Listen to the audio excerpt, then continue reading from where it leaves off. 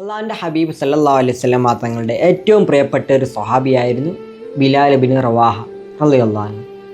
നബി തങ്ങൾ ഇസ്ലാമിക പ്രബോധനവുമായി മക്കത്തുള്ളപ്പോൾ നബി തങ്ങളെ കൂടെ ആദ്യത്തിലൊന്നും ഇസ്ലാമിലേക്ക് കടന്നു വന്നിട്ടില്ല ബിലാൽ റളിയല്ലാഹു അൻഹു.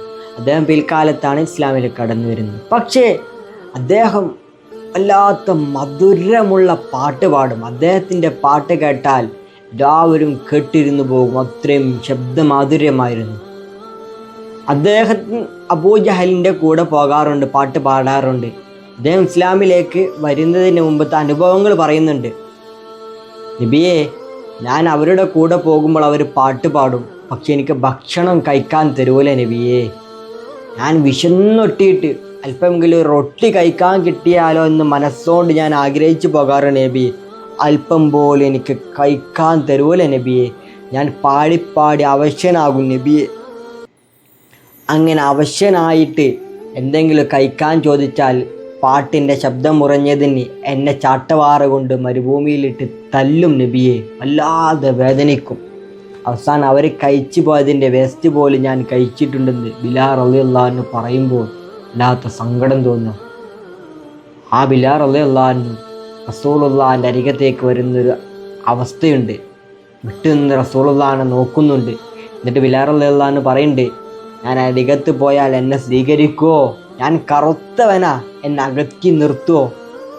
എന്നോട് മാറിപ്പോകാൻ പറയോ? ഇങ്ങനത്തെ ഒരുപാട് തെറ്റിദ്ധാരണകളും ഒരുപാട് കാര്യങ്ങളും ബിലാൽ റളിയല്ലാഹു അൻഹുവിൻ്റെ മനസ്സിലിട്ട് ഇങ്ങനെ അലട്ടുന്നുണ്ട്. അങ്ങനെ അവസാനം നബിയുടെ അരികത്തേക്ക് ഇങ്ങനെ വരുന്നുണ്ട്. നബി സല്ലല്ലാഹു അലൈഹി വസല്ലം തങ്ങൾ ബിലാൽ തങ്ങളെ ചേർത്ത് പിടിച്ചു.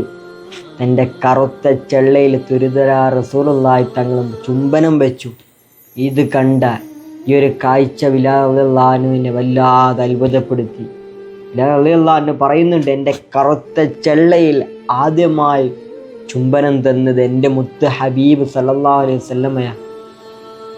അദ്ദേഹം ബിലാൽ റളിയല്ലാഹു അൻഹു ലോകത്തോട് ഇവിടെ പറയുന്ന ഒരു സന്ദർഭത്തിൽ തൻ്റെ ഭാര്യയോട് പറയുന്നുണ്ട്, അകത്തുള്ള അത്തറെടുത്ത് കൊണ്ടുവരാൻ. അത്തറെടുത്തിട്ട് അത്തറിൻ്റെ മൂടി തുറന്നപ്പോൾ വല്ലാത്ത ഗന്ധം, വല്ലാത്ത സുഗന്ധം.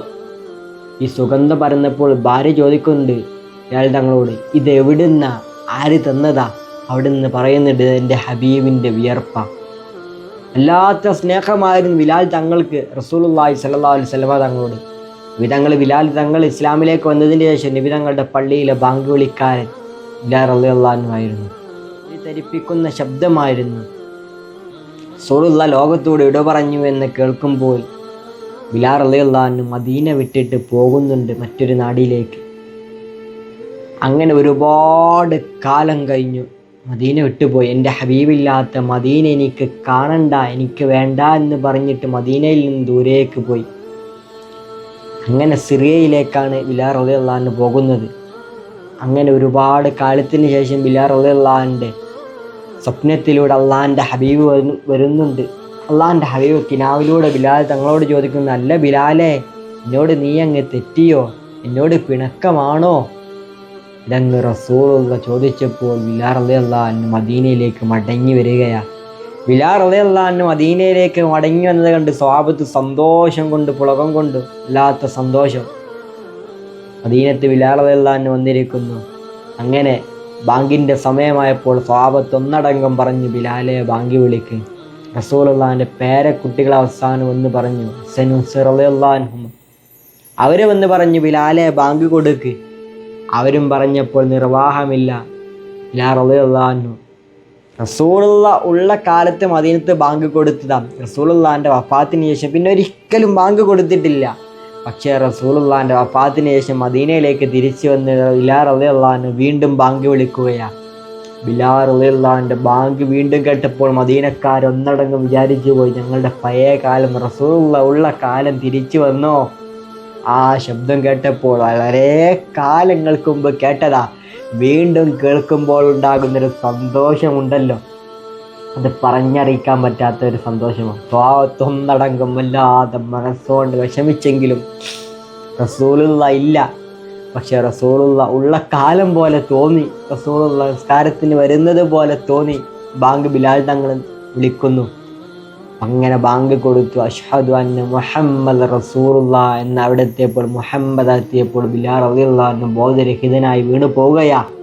ബാങ്ക് പൂർണ്ണമാക്കാൻ സാധിക്കുന്നില്ല. അവസാനം മറ്റൊരു സ്വഹാബി വന്നിട്ട് ബാങ്ക് പൂർത്തിയാക്കുകയാ. ഇതായിരുന്നു റസൂലുള്ളാഹിന്റെ സ്വഹാബത്ത്. ഓരോ സ്വഹാബത്തിൻ്റെ ചരിത്രങ്ങളും നമ്മൾ എടുത്തു നോക്കിയാൽ ഒരുപാട് ഗുണപാഠങ്ങളുണ്ട്, ഒരുപാട് പഠിക്കാനുണ്ട്. അല്ലാഹു അവരോടൊക്കെ ഈ സ്വഹാബത്തിനോട് കൂടെ നമുക്ക് നാളെ സ്വർഗ്ഗത്തിൽ ഒരുമിക്കാൻ തൗഫീഖ് നൽകുമാറാവട്ടെ.